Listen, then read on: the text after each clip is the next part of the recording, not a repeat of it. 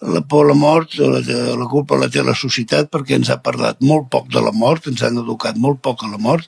Jo n'he vist 10.000 de morts i he fet 500 homicidis o assassinats i 3.000 suïcidis. Més que la por a la mort, a mi el que em fa por és la forma de morir.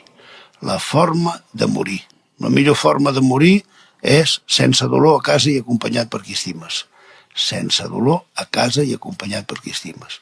La mort amb una persona jove és un naufragi, amb una persona gran és arribar a port. Jo ara estic ja a la costa, estic anant en barco, ja veig les llums, per allà al fons és l'amanecer, i veig les llums i dic, mira, ja estic arribant.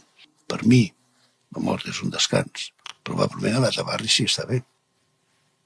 Molt probablement. Perquè és un repòs. He vist molts cadàvers en sensació de flacidesa, de tranquil·litat, de calma.